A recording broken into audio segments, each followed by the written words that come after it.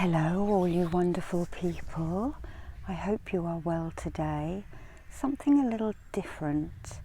I thought I'd read a very old poem by Taliesin, one of the greatest bards that ever stood on the Isle of the mighty Great Britain. And he comes to our attention because he was with King Arthur at his court. And I've come to a little woodland glade here to read his Battle of the Trees, the Cad Godeu in Welsh. And he accompanies Arthur on many trips and legends within the Welsh Mabinogion tales, and we still have some of his poetry today. So I'm sitting within an old ancient yew tree. This is one trunk. That's another trunk, and there's a third trunk to this. I guesstimate that it's about 600 years old.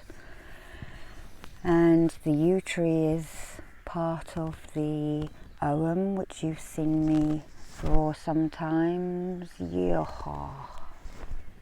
Yeoho.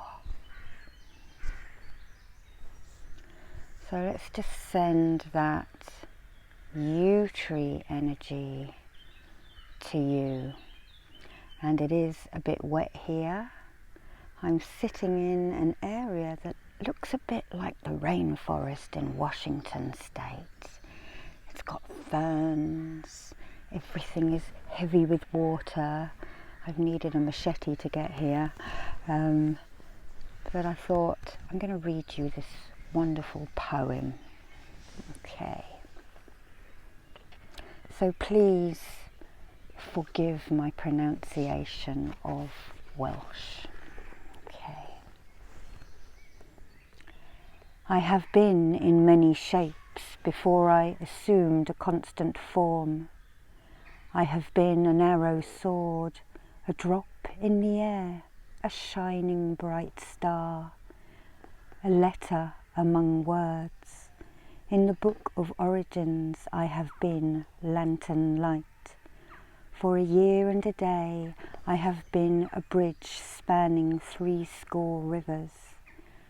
I have flown as an eagle, been a coracle on the sea. I have been a drop in a shower, a sword in a hand, a shield in battle, a string in a harp. 9 years in enchantment, in water, in foam. I have absorbed fire. I have been a tree in a covert. There is nothing of which I have not been part. I fought, though small, at the Battle of Godeu with Peridon's ruler. With his rich laden fleet, unwise bard pretends. A terrible beast with 100 heads, the battle was contested. At the root of its tongue, at the back of its skull, the 100-clawed black toad, the crested speckled snake, are the soul's punishment, a torment to the flesh. I was at Cairn Fennia, where the grass and trees came swiftly. Wayfarers perceived them. Warriors stood astonished at the might of the Bretons, shown forth by Gwydion. Men called upon the Christ, on the saints as well, to deliver them swiftly from terrible rage. Answer they got in elemental language. Rush, ye chiefs of the wood, with the princes in your thousands, to hinder the hosts of the enemy. The trees were enchanted for work of destruction. The battle was joined with the music of harps. In the tumult many fell, but brought forth new heroes. The alders, first in line, thrust forward in time. The willows and mountain ash were late to the array. The blackthorns, full of spines, and there mate the medlar, cut down all opposition. The rose marched along against a hero throng. The raspberry was decreed to serve as useful food for sustenance of life, not to carry on the strife the wild rose and the woodbine with the ivy intertwined. How the poplar trembled and the cherry dared, the birch all ambition was tardily arrayed, not from any difference, but because of its magnificence. The laburnum set its heart on beauty, not bravery. The yew was to the fore at the seat of war, and the ash most exalted before the sovereign powers. The elm, despite vast numbers, swerved not half a foot, but fell upon the centre, on the wings and on the rear. The hazel was esteemed by its number in the quiver. Hail, blessed cornel, bull of battle, king of all, by the channels of the sea. The beech did prosperously, the holly livid grew, and many acts it knew. The whitethorn checked all, its venom scored the palm. The vines which roofed us were cut down in battle, and their clusters plundered. The broom before the rage of war in the ditch lay broken, and the gorse was never prized, thus it was vulgarized. Before the swift oak darts, heaven and earth did quake. The chestnut suffered shame at the power of the yew. Forest that caused obstruction, thy multitude was enchanted at the battle of Godeu the Battle.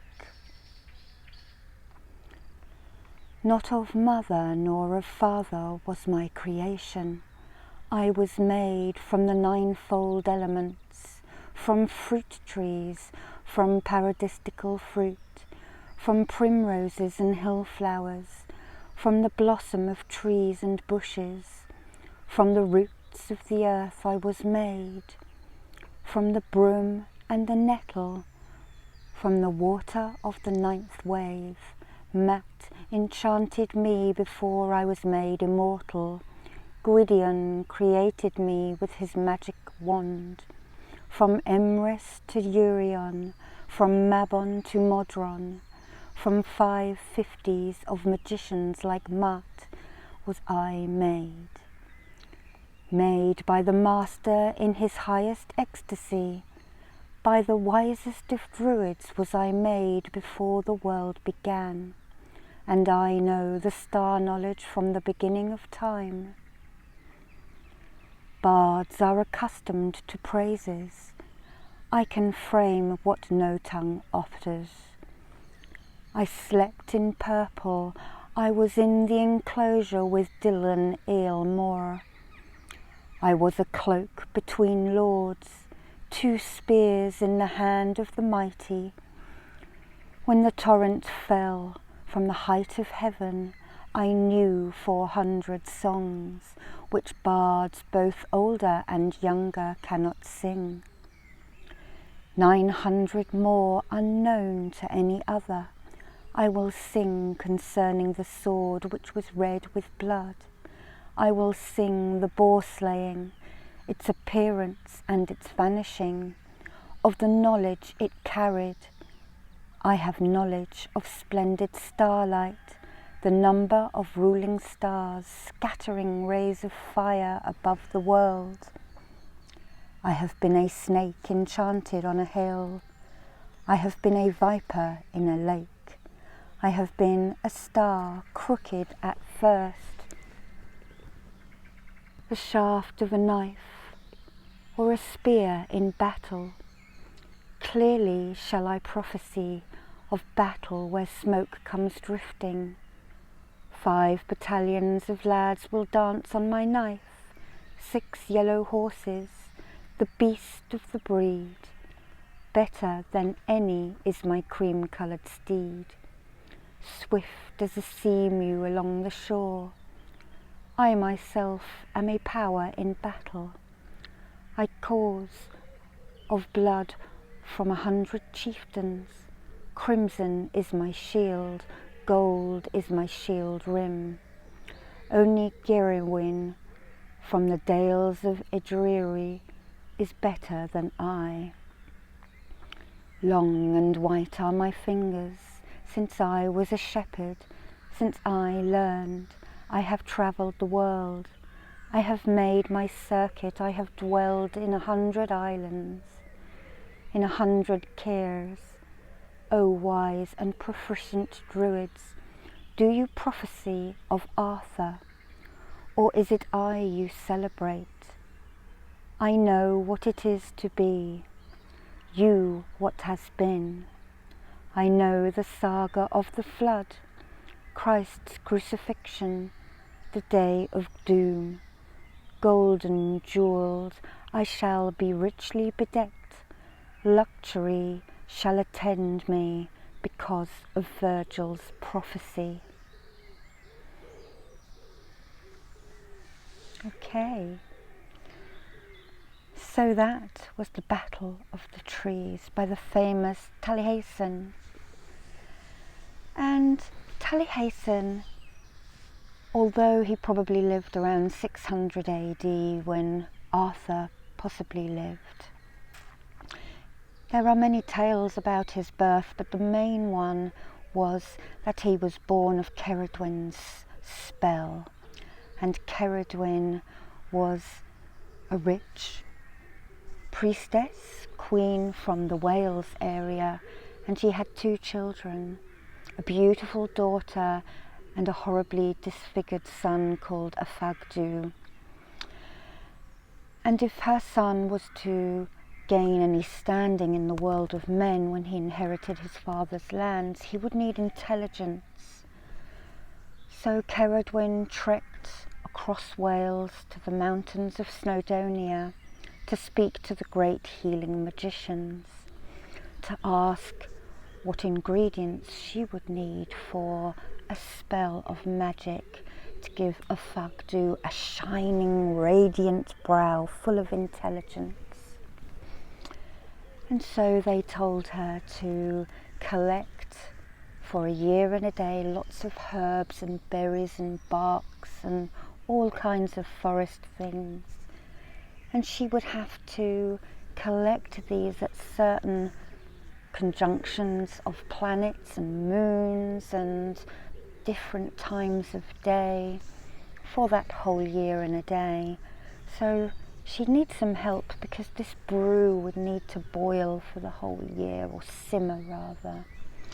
So she hired a blind old man called Irder and a stupid boy called Gwydion Bach. And Gwydion was to collect the firewood and Irder was to stir it and keep it not simmering, not boiling over, because the first 3 drops of Arwen, those 3 drops there, would create rays of intelligence and sunlight, the middle one representing the solstice, which it is tomorrow, and these 2 the equinoxes, and that is the symbol of the bard, the Arwen. Awen, Awen, Awen. And this was the source of inspiration and Nuefri energy that the bards sought, that Taliesin sought. And when these 3 little tiny drops would sputter out, they held the magic. And that is what Ovate would gain his intelligence and knowledge from. So Cerridwen is off collecting her yew tree bark her bits and seeds and seedlings and plants and whatever it was for the ingredients. And Morda, it is said, fell asleep, and the fire died down under the giant cauldron on the lake of Lake Tegid. And when Gwion Bach came back, he noticed this. So he quickly put wood underneath the cauldron, and the fire roared up, and the simmering magical stew bubbled, and 3 drops landed on his thumb. Oh, and they burnt him. So he went like that, and instantly he gained the knowledge, the achwin that Cerridwen was brewing for her son. And he knew everything in this instance. Little Gwion Bach was terrified.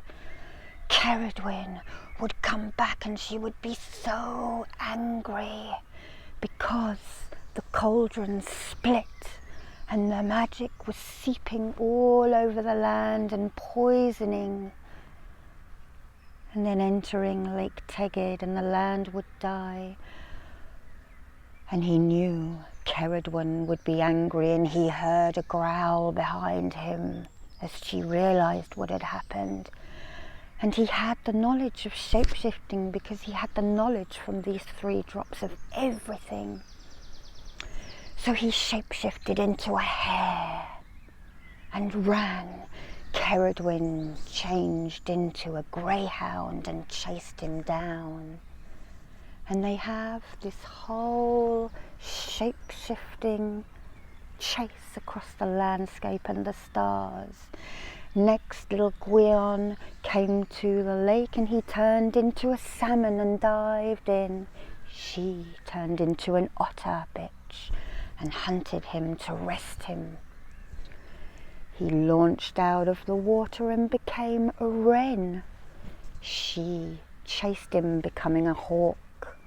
And as they were flying across the landscape, looking down on the mighty Breton, he flew above a farm and he saw some chickens eating grain.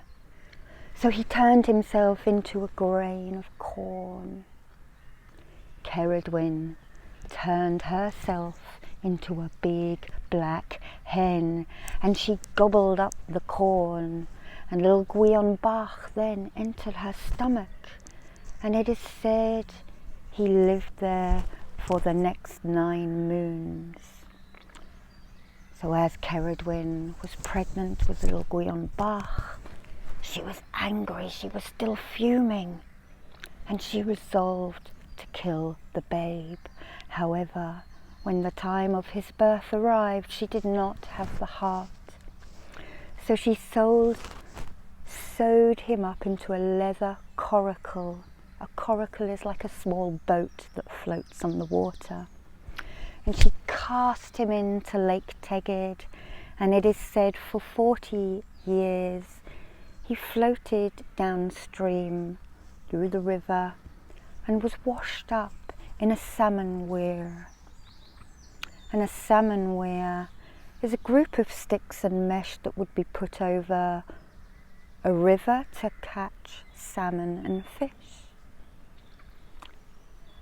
Along comes a fisherman who finds this coracle, and he unpicks the sewing, and when he opens it, a babe was in there with a bright shining light and a huge brow.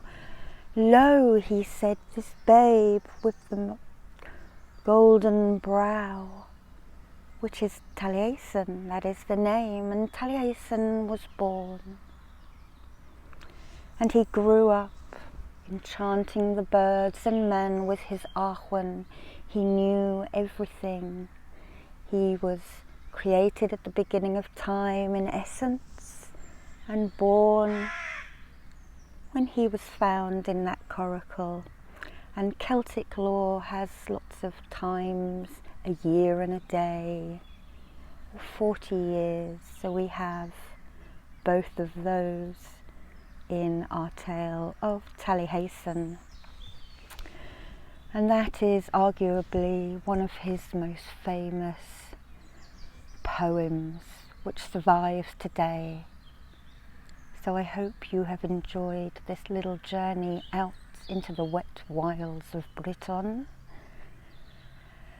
And I wish you all the joy and wealth and weald for the coming solstice and the next half of the year.